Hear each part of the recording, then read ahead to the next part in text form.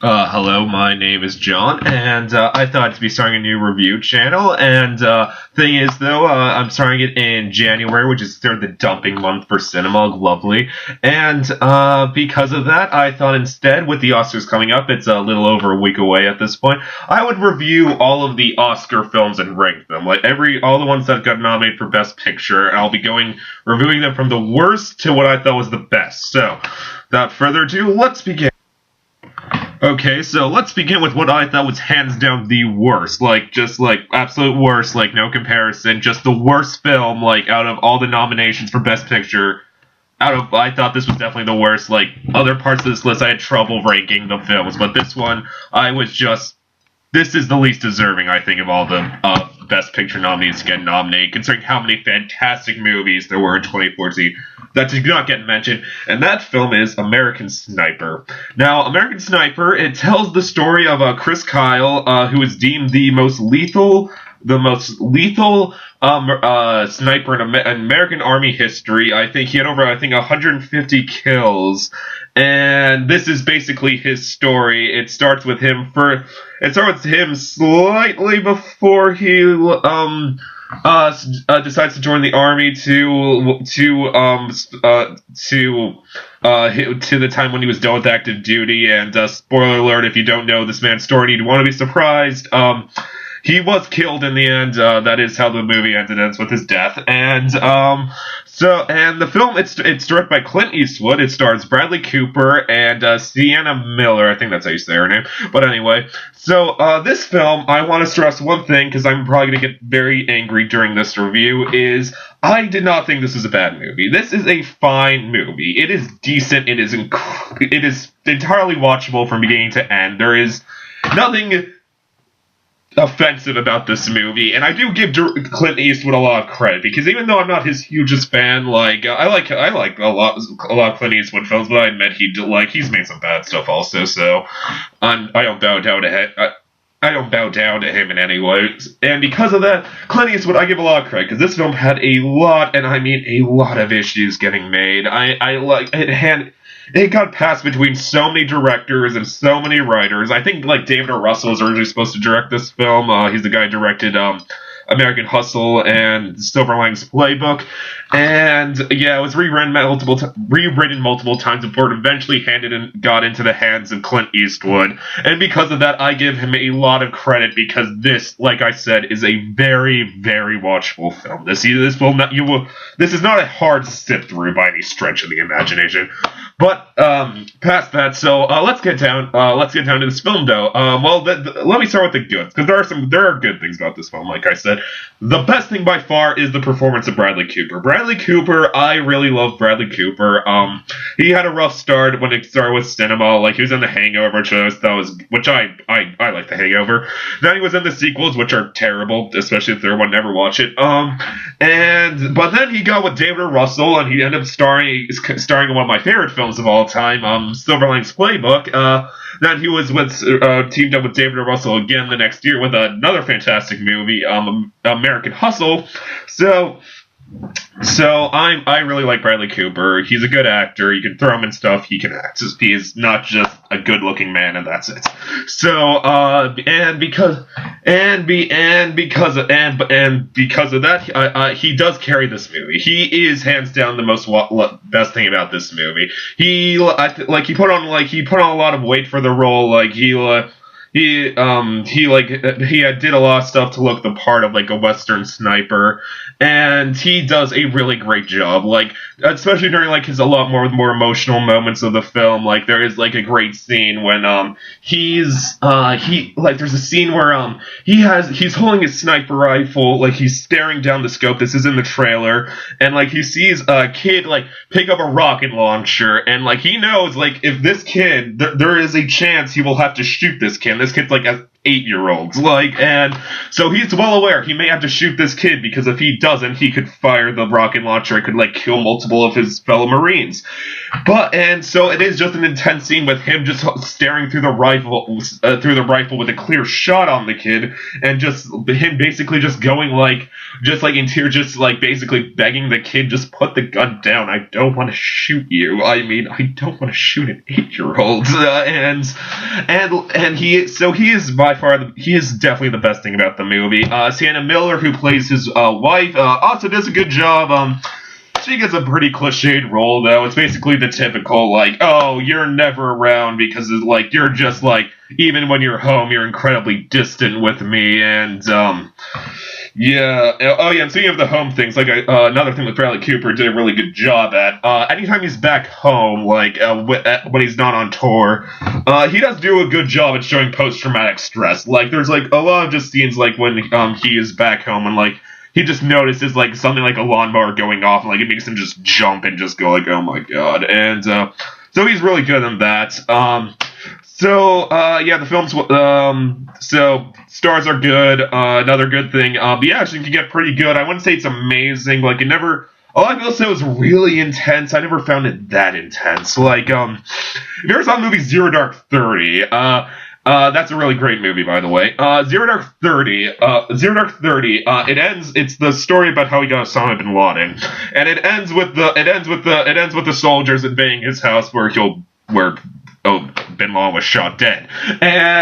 And during it, like, even though you were fully aware in that scene how it ends, that no soldiers were killed, they get bin Laden, it was still shot and edited in such a way, it was incredibly intense, like them slowly, like, and silently, like, moving through the house floor by floor, just like, it's wonderfully done. This, though, it feels...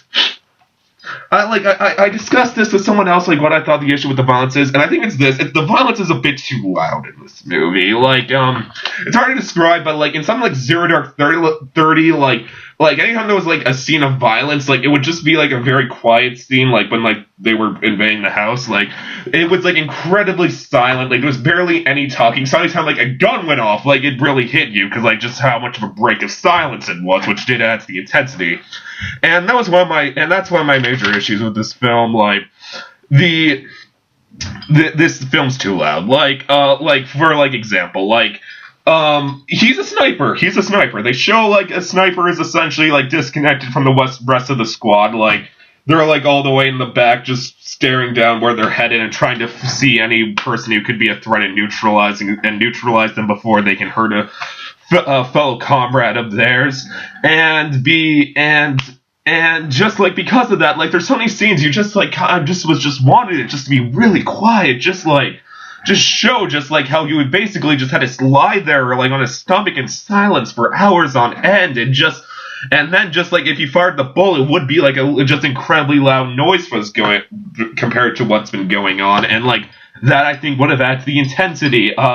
So that's a major issue with the film. The most okay. This is the problem with the movie, hands down. This is the reason this movie, because this is a frustrating movie. This is a movie, like I said, it's not bad, but here's the issue: it could have been great. This is a movie that could have very easily been like one of the best movies of 2014, one of the best army movies. Because here's the thing. Here's where the issue comes from. They make it too black and white. They make it too that the Americans are the kick-ass awesome guys, and the Iraqis were just dicks that just all deserve to be killed. Like, that's the issue. That is the hands down number one issue with this film. Because just my God, my God, because like he kills so many people, and you're never like, oh God, Bradley Cooper, why are you killing so many people? I mean, don't you think, like, that was enough? Like, no, you're like, it just always kind of has a feeling like, fuck yeah, Bradley Cooper, you killed all those people. Good for you, buddy. And that is hands down the issue. It's just, they're too black and white. I mean, even the real Chris Kyle, like, when he wrote his biography and talked about his time overseas, he, like, said, I did things I'm not proud of that over there. Like, I did some shady things while across seas. Like, I'm not proud of every kill I got by no stretch of the imagination. And because of that, because of that, you always kind of just wish they delved into that. Like, they delved into, Bradley Cooper playing Chris Kyle, not being proud of what he's done. You just want to see that happen. But it doesn't. It doesn't happen. They're just always so happy when Bradley Cooper kills someone. It's ridiculous. I think even in his memoir, he talks about, they never delve in the fact, this is Iraq and not Afghanistan. The whole issue, that came up with the fact that we started thinking, wait, we invaded the wrong people after 9/11. But once again, just never delve into it. Just keep it bare bones as they can. Just say America is freaking awesome, everyone else sucks. That is the moral, that is where this stands on patriotism in this movie. So that is, and that's the issue with the movie. You just want them to go deeper. There's the fact that it's too black and white. There's this whole thing about how he's a religious man. You see, throughout the movie, ever since he was a kid, he carried a Bible around with him, the same the same Bible, and you're just saying what, don't you, I wanted to delve into the ideas of his religion. I mean, because if he's religious, then, where does he stand on the fact that he kills so many people? Oh my God, Mom. What are you doing? I'm recording a video. I'm sorry, I won't be Okay. Just delve into those ideas of religion, because he kills so many people. Does that hurt him? Does that go against his beliefs?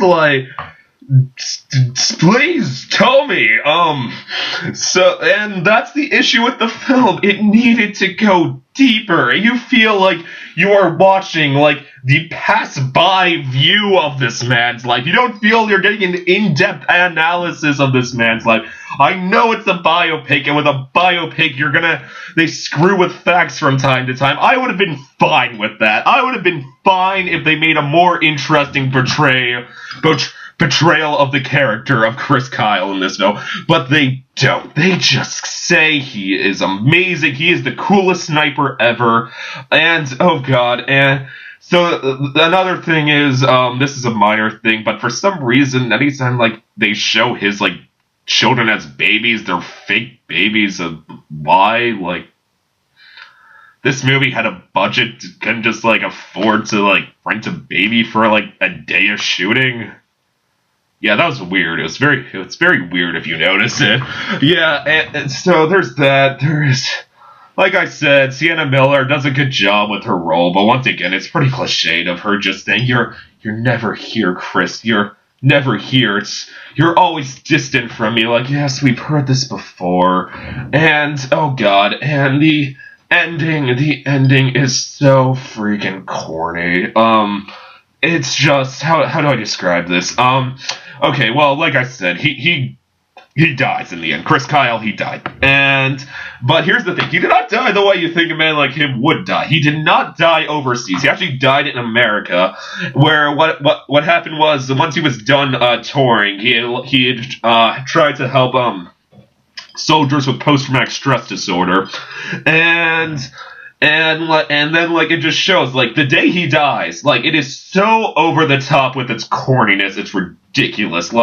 Literally, it just shows him with his family, everything's super happy, his kids are, super adorable, yay, Daddy, you're awesome, and, his wife is I love you so much, Bradley Cooper, he's I love you, but, and it's ridiculous, something bad's gonna happen if you don't know the story of Chris Kyle, and then, because what happens is, he ended up going to a gun range with a person who's a soldier with post-traumatic stress he tried to help.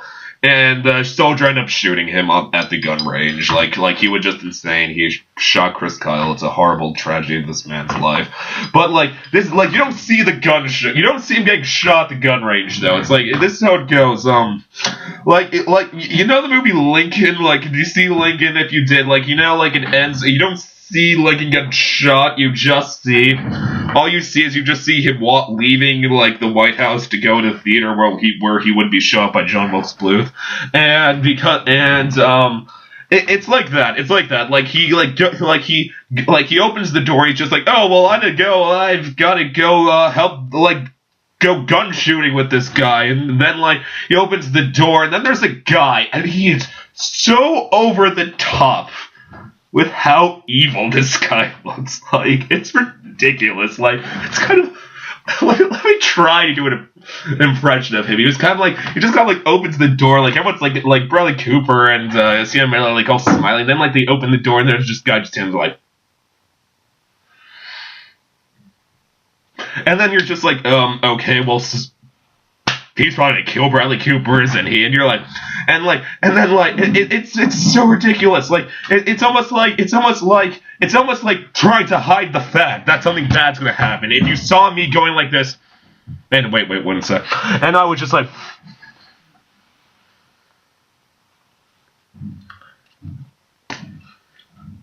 no, everything's okay. It's all gonna be okay. Don't think anything bad's going on. It's all okay. So yeah, so it's freaking ridiculous. Then he goes in. Then like Bradley Cooper goes in the car with him. Then you see Sienna Miller one more time, and she like looks out the door like she knows something horrible is gonna happen. She's just like, and you're just like, okay, this is preposterous. This is just ridiculous. Like, this is just too much. That was just too much. So. All in all, though, American Sniper, like I said, this was not considering how bad this film could have turned out with all its issues being made. This is a very watchable film. If you're feeling patriotic, you'll like it fine. It's very watchable. Bradley Cooper is a highlight of the film. He does do a great job. Sienna Miller, like I said, she got cliched war stuff to work with, but she did what she could with it, and I commend her for that. The action can sometimes be good. The action can sometimes be good. The problem is it's too corny. It's too corny. It's too black and white, and you just keep wanting them to go deeper with some of the ideas they bring up, but they never do. They just keep it at base level. And because of that, I do think it was the hands-down worst film nominated for Best Picture. Out of all the films, I mean, like Theory of Everything or like The Imitation Game, I would say there was better films out there, but I would say they were still really good films. I really liked staying through them. This, though, I'm just like, this did not. The only reason I think this got Best Picture nominee is because Clint Eastwood directed it, and that's it. It's because Eastwood's name was on the poster. And the Academy loves Clint Eastwood. So, for a final rank, I will give this film a 3 out of 5. Look at those. Look how horrible they're drawn. But whatever. That's what I give this film. It deserves a 3 out of 5. It's watchable. It could have been much better. I'd say go see other films. See if you want to. Don't feel like you're missing much if you don't.